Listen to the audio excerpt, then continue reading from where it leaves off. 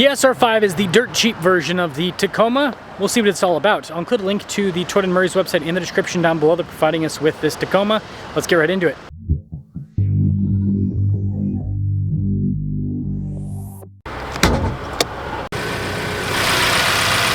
Powering this is a turbo 2.4 liter 4-cylinder that goes through an 8-speed. Fuel economy is 19 around town, 24 on the highway, with power outputs being 278 horsepower and then 317 pound-feet of torque. If you're able to, I'd really appreciate it if you would subscribe. It massively helps out the channel.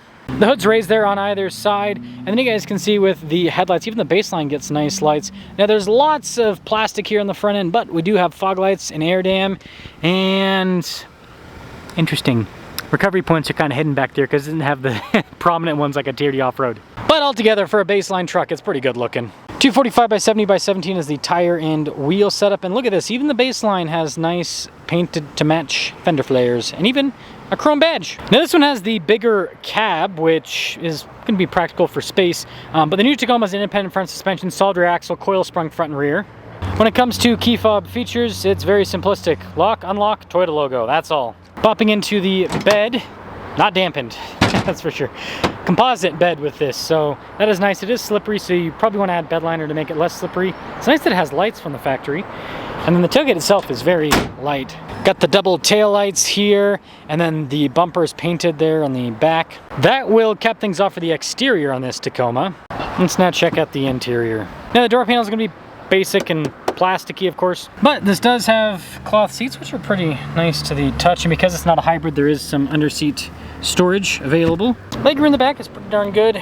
We've got some cup holders here in the rear.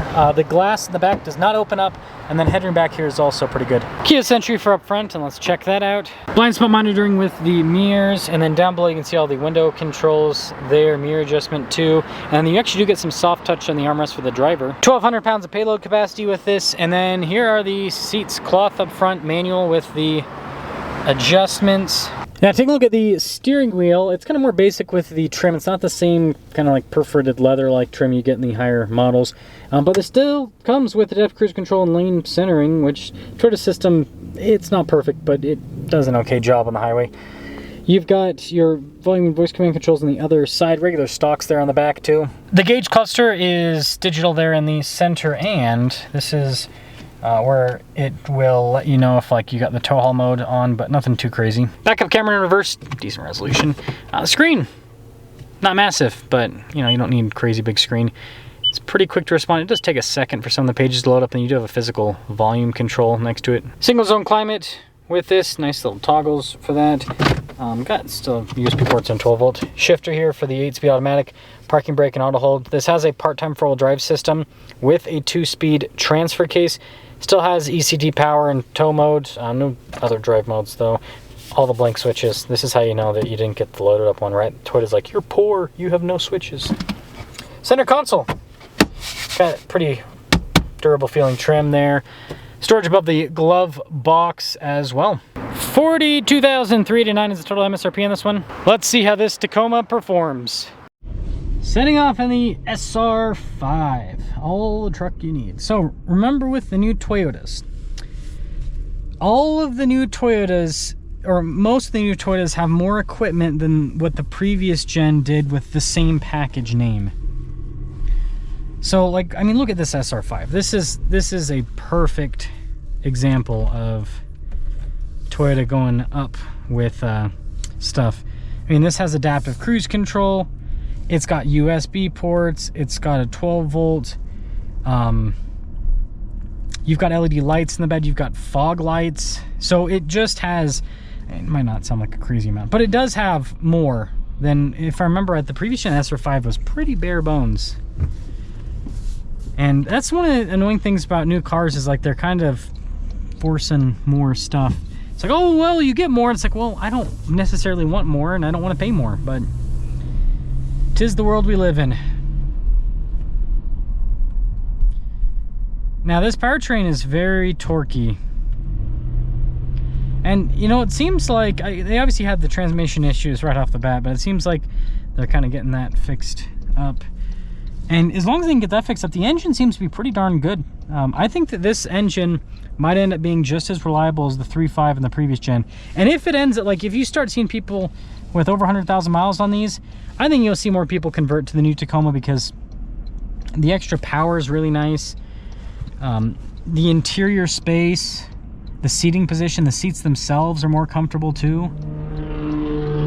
There's just a lot to appreciate. Interesting.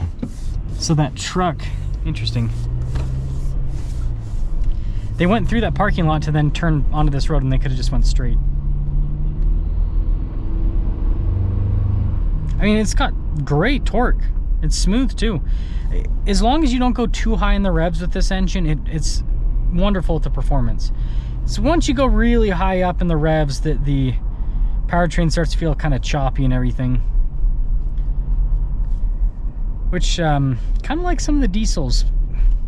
Some of them. Some of the diesels, though, you can rev those things all the way to redline, and they're just torque and power, and it's just smooth. It doesn't matter. Like an inline 6 diesel, man, it's a good setup. And this is pretty insulated too. Like, this is a work truck, and it's luxe. It's comfortable. It's actually pretty impressive how luxurious some of these new work trucks are. And that's why I wonder, like, why not just buy the work truck version? Why even think about going after the fully loaded version when these work trucks seem to be all of the features you need and all the luxury you need, frankly.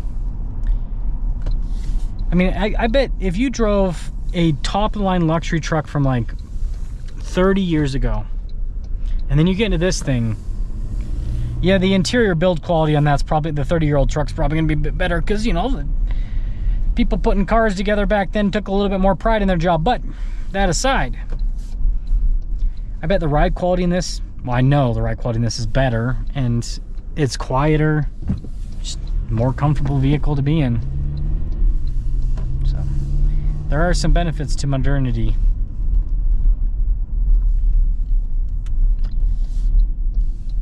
If you're looking at the new Tacoma, I would start at the bottom. And this is what I say with every vehicle: start at the bottom and then move up from there. A lot of people, you know, even if you own even if you're in a, I don't know, a Tier D off-road or a Tier D Pro previous gen, you're like, I gotta go pro to pro, right? This is the mentality people have. I gotta go this to that. Start low and then go high. So start at the SR5, see how that drives, see how you go, you know what, I missed this and this and this from my Tier D off-road or Tier D Pro. Okay, then jump up to the Tier D off-road. And then if that still doesn't, you know, tickle your fancy, then, you know, look at the Trail Hunter and the Tier D Pro. But I think when you do that bottom-up approach, what you'll find is that there's a lot of features you don't actually need, and the truck probably drives just as well as you need. I mean, like a new generation Tier D off-road is as capable, actually more capable than a previous gen Tier D Pro, for example. So that is the SR5. If I can find, like, I should try to find one with like a long bed and a little cab. That's kind of like a cool version, right? But that's all.